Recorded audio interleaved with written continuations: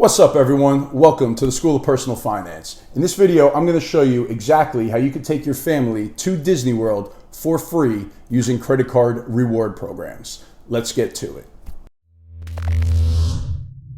So before we jump in, if you're new to the credit card reward game, then here's some key points that you need to keep in mind.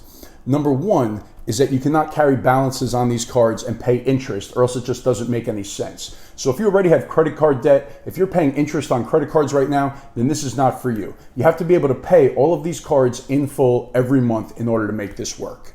Number two is that you cannot buy things. You cannot spend money that you would not ordinarily spend just to hit a bonus. So you have to just fit it in to your ordinary everyday spending in order to hit these bonuses, or else, again, it's not worth it if you're just buying things to hit the bonus. Number three is that these reward programs, they change frequently. So you have to always be on the lookout for new bonuses that come out and for any changes that these programs make.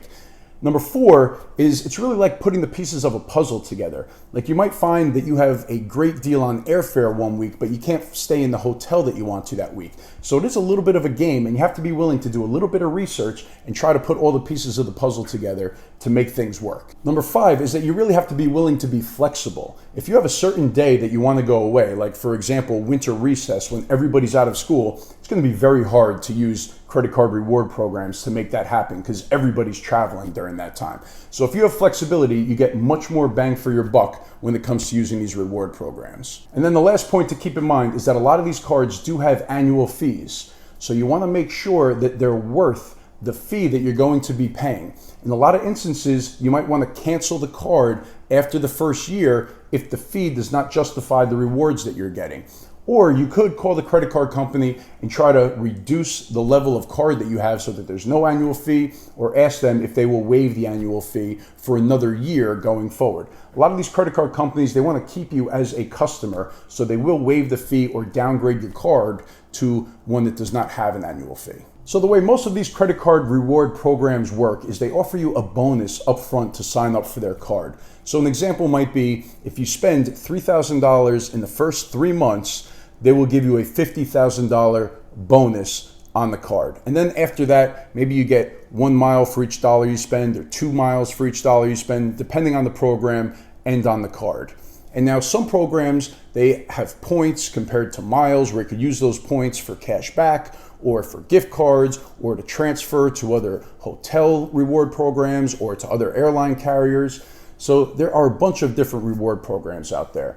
And for this Disney trip, we're going to use a few different ones. So there's 3 legs to this trip. There's the airfare, getting down to Disney.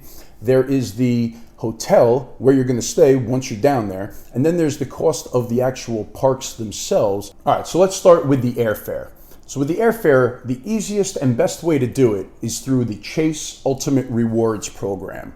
Now, Chase has a few different credit cards where you could earn these Ultimate Rewards points. And the card that I recommend you start with is the Chase Sapphire Preferred card. They have a bonus right now where you get 60,000 Ultimate Reward points if you spend $4,000 in the first 3 months. And then after that, you get 2 points on travel and dining, and you get 1 point on all other purchases. Now, a great thing with this card, I mean, this is one of the best travel rewards cards. So no matter where you're traveling to, this is a great card. But if you redeem directly through Chase's Travel Redemption Center, you get 25% more in value from these Ultimate Rewards points. So if you sign up for this card, you get the 60,000 bonus points, plus you spend $4,000 in the first 3 months to hit the bonus, you will now have 64,000 Ultimate Reward points. If you now have your significant other do the exact same thing, now you guys will have $128,000 in Chase Ultimate Rewards points. So now 128,000 Ultimate Rewards points, that's really the equivalent of around $1,600 in value for airlines. So now when I look, I'm in New York. When I look from New York down to Orlando, I could fly United, I could fly Delta, and for a family of 5 of us, I was able to get down there anytime during the summer for about $1,200 to $1,500. So I had more than enough in Ultimate Rewards points by just having these 2 cards with the bonus. It covered family of 5, our airfare from New York down to Orlando.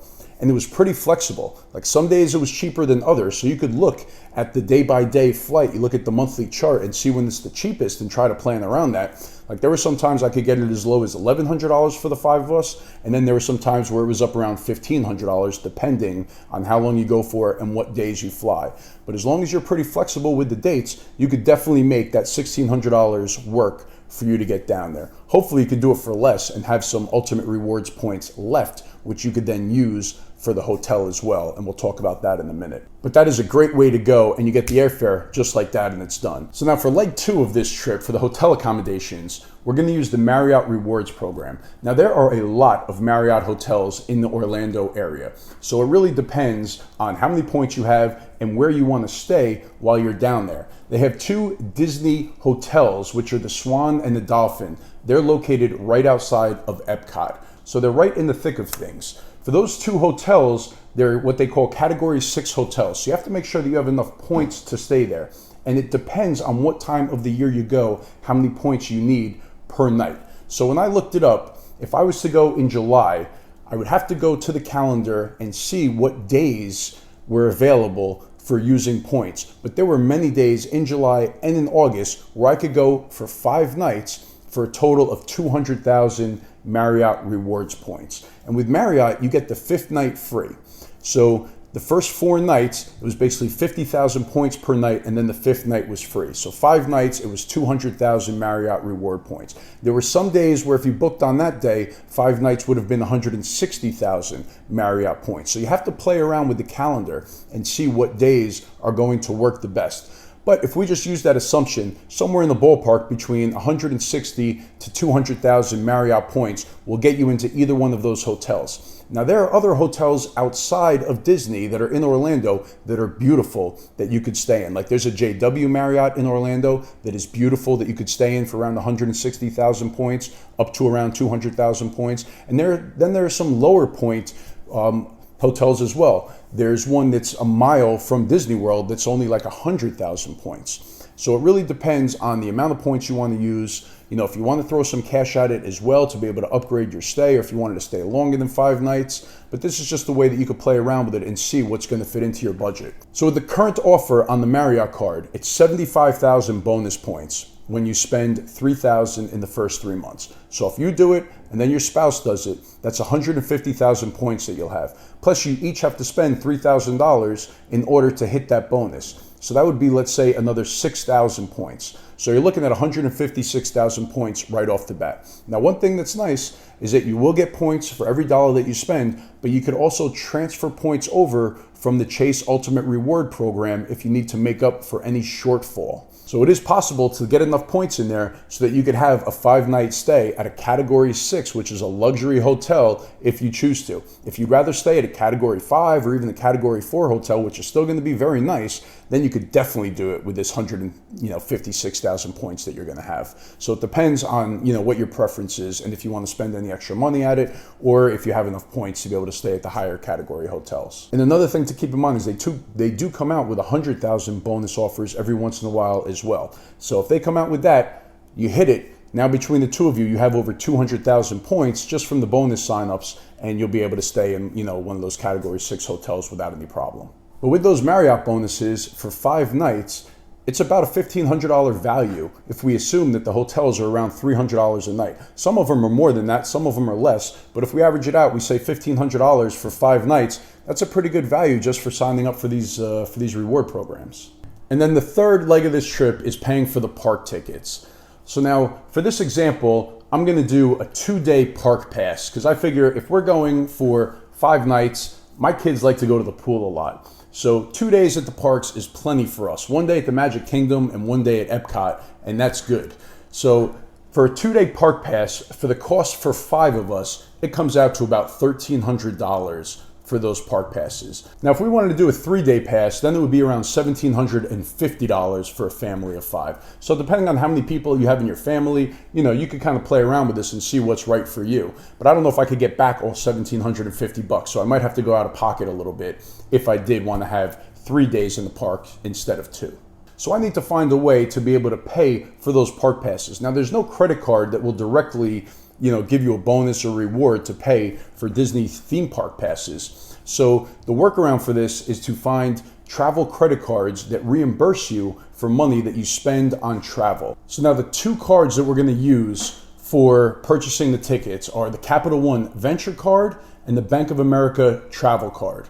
So now the Capital One Venture Card, if you spend $3,000 in the first 3 months, you get a $500 credit towards any purchases you make on travel. So if you do that and your spouse does that, now you're at $1,000 right there. And now you also get 2 miles for every dollar that you spend. So if you spend $3,000 and your significant other spends $3,000, that's $6,000 that you spend to hit the bonuses. That's going to be another $120 in travel reimbursement that you'll get on the credit card. So it's a total of $1,120 in reimbursements that you'll get. And now to make up the difference, because my tickets are going to cost me, $1,300, there's the Bank of America travel card. And for this card, you only have to spend $1,000 in order to hit the bonus, which is $250 in a statement credit for travel purchases. So you and your significant other do that, and now that'll be another $500 that will go towards travel purchases. So now you're getting up there over $1,600